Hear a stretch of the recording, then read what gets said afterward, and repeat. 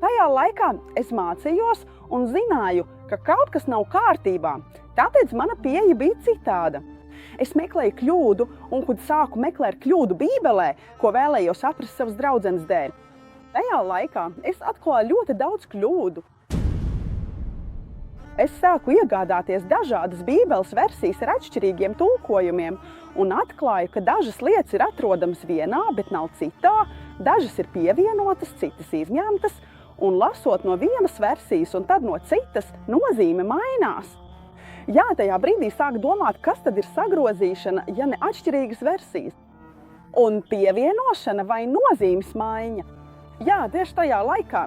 Es sāku domāt, musulmaņi saka, ka šī grāmata ir sagrozīta, bet es to redzu savām acīm.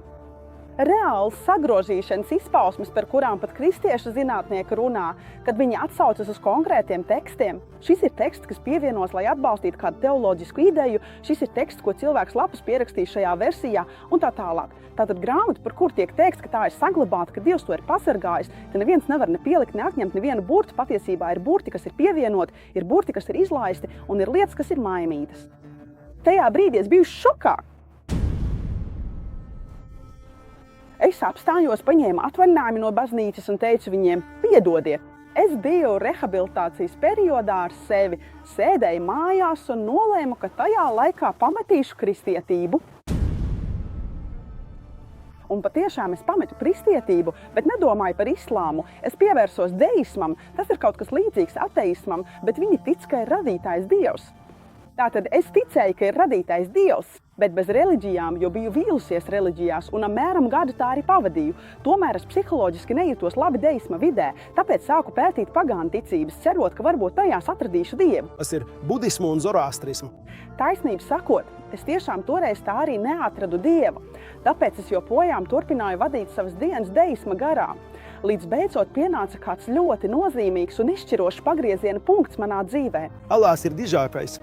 Tajā laikā man ļoti patika zinātniskie video, un es skatījos kādu zinātnisku video, kur vadīja doktors vārdā Husāms Muvāfī. Viņš runāja par augstkalnēm, un es skatījos video pavisam parasti, kamēr viņš stāstīja, ka jo augstāk cilvēks paceļas, jo zemāks kļūst atmosfēras spiediens. Tāpēc mēs jūtam, ka nevaram elpot. Un tad viņš piebilda, starp citu, šo pašu lietu Korāns ir teicis jau pirms 1400 gadiem. Un viņš pieminēja to āju no Sūras Alānām, sākot ar Dieva žēlsirdīgā žēlojošā vārdu. Tad, kuru Dievs vēlas vadīt, tam viņš paplašina krūtis islāmam, bet kuru viņš vēlas maldināt, tam viņš padara krūtis šauras, saspringtas, it kā viņš kāptu debesīs. Slavu Dievam! Es dzirdēju šo āju apstulbu un uzreiz apstādināju video un nodomāju, vai viņš tiešām runā patiesību, vai arī viņš melo, lai tikai pierādītu savu pārliecību. Un es nolēmu pārbaudīt viņu un paskatīties, vai šī āja vispār ir atrodama Korānā, vai arī viņš to pats izdomā, jo es biju pieradusi, ka dažas lietas nemaz nav, bet, kad sameklēju, tās tiešām bija. Turpināju meklēt par šo āju un atradu, ka tas, ko viņš saka par tās skaidrojumu, ir pareizi. Un Korāns to tiešām ir teicis jau pirms 1400 gadiem, bet tajā brīdī nodomāju, varbūt tā ir tikai sagadīšana. Varbūt šī āja tika pateikt nejauši, bet tā bija likteņa sakritība. Sāka man rādīties video par zinātniskajiem brīnumiem Korānā. Un man tas patīk, tāpēc sāku pētīt nevis, lai noticētu Korānam, bet tieši otrādi, lai to apgāstu. Katru vārdu, kas tiek teikts. Jo man bija pārliecība, ka visas esošās reliģijas ir kļūdainas, nav nekādas vēsts, kāpēc arī šī ir kļūdaina vēsts, un es gribēju sev pierādīt, ka tā ir kļūda. Un katru reizi, kad pētīju kaut ko par zinātniskajiem brīnumiem, piemēram, embrija attīstība, Dzelzs, ko Dievs slavēts, lai viņš ir, nolaida no debesīm, un vēl daudz kas cits katru reizi. Es atklāju, ka teiktais ir patiesa. Vienā brīdī es nodomāju, pat ja pravietis, lai viņam miers nav analfabēts, kā daži saka, es pieņemšu, ka viņš nav analfabēts, bet vai viņš pārzināja medicīnu, astronomiju, ģeoloģiju, jūras zinātnes? Vai viss pailējo? Protams, nē, tātad šie vārdi nevar būt nekas cits kā atklāsme no Dieva. Tajā brīdī es to sajūtu trīsceļī, ka šie vārdi ir atklāsme, bet man bija liela problēma ar pravieša Muhameda, lai viņam miers, personību man bija ļoti daudz nepareizas informācijas, un es nespēju pieņemt šo priekšstatu par viņa personību. Tas, kas man bija galvā, Nevarēja būt ticība, kuras varētu apsvērt, pieņemt. Kādā dienā šīs ticības galvenā figūra būtu pravietis Muhameds, lai viņam miers tieši šo maldīgo priekšstatu dēļ. Tas, kas bija manā galvā, Dievs visu varenais teica, un mēs tevi sūtījām tikai kā žēlastību pasaulē. Es neredzēju viņā žēlastību pasaulē, es to neredzēju. Un patiesi Dieva sūtījums ir labs piemērs. Mana vecā informācija teica, nē, nekāda laba piemēra nav vispār. Tāpēc es nolēmu, ka tā kā šis jautājums man stāv priekšā, nav iespējams, ka tas, ko es izlasīju, ir patiesība. Vai tas ir pareizi?